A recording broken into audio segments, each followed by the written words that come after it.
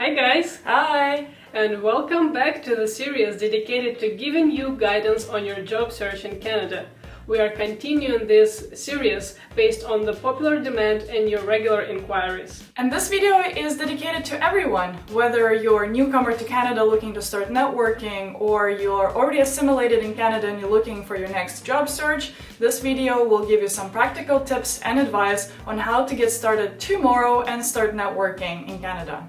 In this video, we will cover why it's important to network, main principles of networking, and how to leverage LinkedIn, Facebook, and various communities.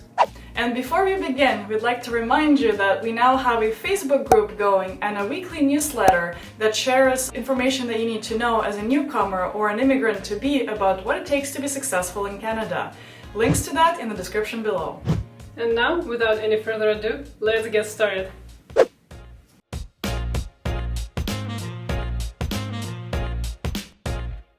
So let's start with what is networking actually. So according to Google Dictionary, networking is the action or process of interacting with others to exchange information and develop professional or social contact. The way I put it, it's being nice, being social, trying to find some things in common, and exchanging value, advice, introduction, knowledge, you name it. And the main premise here is to give before you get. Always strive to provide value first before you ask for something in return. And that notion is very important to understand. Many people think that networking is sending messages like, "Hi, I'm James. I have a lot of experience and all of knowledge in this specific area. Can you please help me find a job?" Unfortunately, this is not a good way to network. The best thing you might end up getting in return is just getting a comment that they're not able to help you. Always try to add value first before you're asking a stranger for something. So why is networking so important?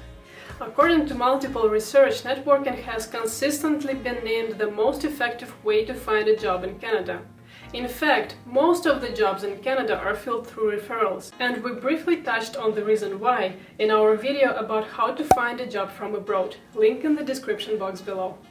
Networking is particularly important for newcomers, because when you arrive to a new country, no one knows who you are, what you've done, and what you're capable of. So naturally, employers would be hesitant hiring someone brand new and fresh off the boat, simply because they wouldn't know how good you actually are.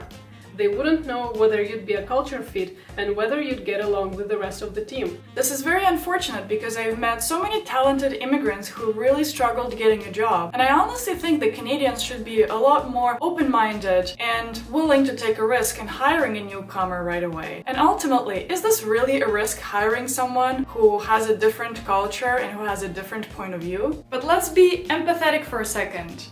If you put yourself in the shoes of a Canadian employer, it's somewhat understandable that they would hesitate bringing a brand new person on board, because in the end, it's hard to know which countries have which regulations, which standards for education and learning. However, the good news is, as more and more immigrants are coming to Canada, it's becoming substantially easier for employers to hire people from other countries. If an employer has hired, let's say, someone from Russia at some point in the past and they've seen how hardworking they were and how good of a culture fit they are in the team, they'll be much more inclined to interview and hire more Russians on their team later on. Anyways, connecting with people and networking is an important part of building your career in Canada.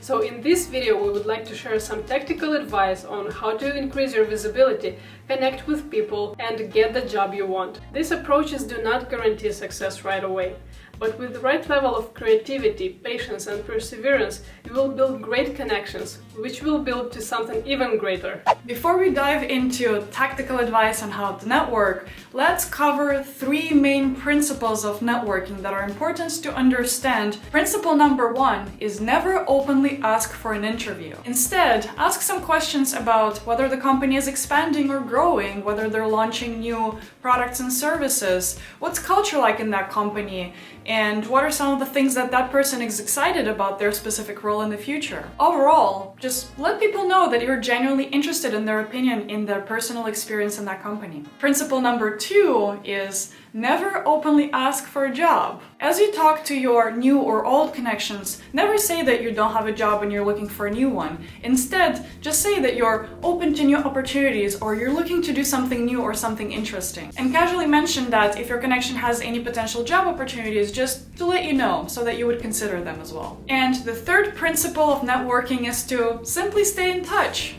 You don't have to be messaging your connection every single month or every single week. Instead, just casually remind them about yourself by sending some messages, asking how they are and how their family is doing, or maybe sharing some interesting articles that you think they will find interesting too. And if you do that, whenever the new opportunity comes up for your new connection, you'll likely be the first person they'll think about. Okay, let's start with the most powerful tool you can start using to network. It's LinkedIn. It's the world's largest professional network, and it gives you a vast and also precise access to the people you need. And it's heavily used for recruiting as well. It's also a social network. It means that people who have professional things in common or do professional business together can connect with each other and communicate in a way that adds mutual value. So if you want to start networking, my recommendation is to pretty up your LinkedIn profile. We'll make a separate video about that, and start networking. And here is how. Identify companies you'd like to work at and hashtags related to your interests and follow them. Find people in your profession or role that work in the companies you follow, as well as recruiters, and add them on LinkedIn. Make sure to add a friendly message giving them context on why you're adding them. Don't send empty connection requests. Take a look at the few message examples here.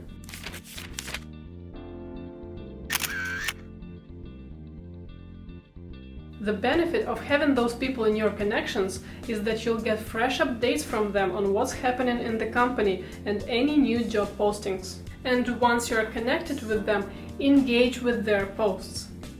Add meaningful comments to the posts they're making. This will help you start building credibility and a relationship with that person. And last but not least, give before you ask. Try to provide value to your connections before asking for something in return. Don't ask them for a job right away. This will go a long way, and when the time is right, ask them out for a coffee chat or a Zoom call. Another way to stand out on LinkedIn is to publish your own content. Do you have things to say about your field? Or perhaps you love doing research or reading industry reports. Or maybe you have some interesting stories to share or some of the experiences that you've had.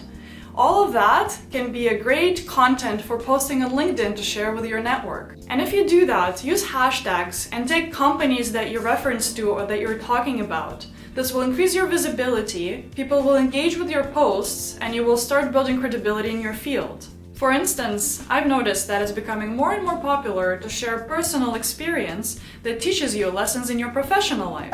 You might be wondering, how will it help me get a job? Well, it will definitely increase your profile's visibility. It means that people will see your posts and your activities, they will be curious about who you are, they will check your profile out, and so will recruiters who might be hiring for some roles you're interested in. It means that you don't even have to ask for a job, it will come to you. Just don't forget to go to the settings and set your profile to open to new opportunities. Apart from other things, Canadians are hesitant to hire newcomers because they're not sure if they're reliable enough or whether they would be a good culture fit. It means they're afraid that your behavioral patterns will be too different from what Canadians are used to. But if you're on LinkedIn and you're already playing the networking game, it means it's easier to look like one of us. And before we finish with LinkedIn, just one last life hack for you. If you're moving to Canada but you're not here yet and you're looking for a job, just change your location to Canada. It will make your life easier. Another great way to start scouting for jobs and meeting people is Facebook groups. Try searching for groups that specialize in your profession. For instance, if you're an engineer, try searching for something like Professional Engineers of Ontario. Or if you're in the tech industry or in startups, just search for Toronto Startups Group. You can join those groups and start participating in them and engaging in discussions. Remember, always give before you ask. Canadian society is mainly built on relationships and trust. So you have to provide value, become noticeable, and then make your ask if you have to. And if you're struggling coming up with ideas on how to provide value in those groups, just drop us a line in our Facebook group and us or our group members will help you get some new ideas. So what I actually just did is I invited you to have a discussion and participate in a conversation where people exchange value and knowledge and start building relationships with each other. And after a while of participating in those discussions in groups, the time might be ripe for you to start engaging with a specific person one-on-one, asking questions around what they have been up to, if there's anything that they're struggling with or looking for help with, and then you can initiate your ask about whether or not they know someone who's looking for someone like you. Another great way to build up your karma and provide some value is to offer free consultation on your field of expertise. People love free stuff, and it's your moment to shine. Once you've done that, you can definitely ask for some introductions and referrals of interest. Before you start networking on Facebook, please don't forget to make it look nicer. Put a real picture of you. Delete all inappropriate content and add information about your education and experience. No need to make it look like your LinkedIn profile. What I mean is that if I'm your potential colleague or manager and I check out your Facebook page, I'd prefer to see their posts about how much you like playing sports or traveling instead of partying topless with a bottle of beer in hand. Sports and traveling draws an image of a competitive, open-minded person who likes scoring goals and broadening your horizons. Drunk parties are drawing an image of immaturity and sick days you're going to ask for. I'm not judging, it's just an example so you get the point. Networking on the internet has its pros and cons. Your advantage is that you can build a nice image of yourself and show your best side only. Disadvantage is that if you prefer face-to-face communication, it's unavailable, so you'll have to learn how to make a first good impression online only. Another thing for you to consider is to not underestimate the power of communities. We mentioned earlier in this video that Canadians might hesitate hiring a newcomer because they might worry whether it's a good culture or skills fit. Well, if you turn to your communities for a job, it's a lot easier. See, Italians hire Italians, Russians hire Russians, and so on and so forth. Simply because we're so much more familiar with our own culture, so it's much lesser risk and less unknowns. And if something does go wrong, we can talk to each other in our native language to get on the same page. We can curse a little even if we have to. And additionally, your fellow comrade can help you and guide you as you adapt to Canadian work culture. All the same rules from above still apply. Stay friendly and professional.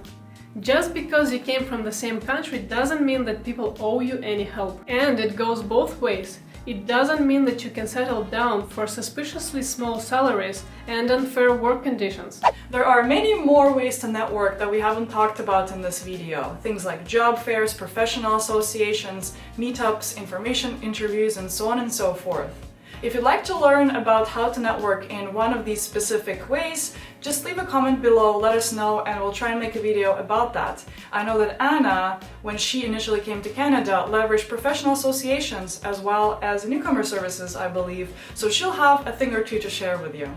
That's right. And in the meantime, if you like this video, please don't forget to gently tap the like button below and subscribe to this channel so you won't miss any useful content to come. And if you have any professional tips to share about networking, please don't forget to leave a comment below.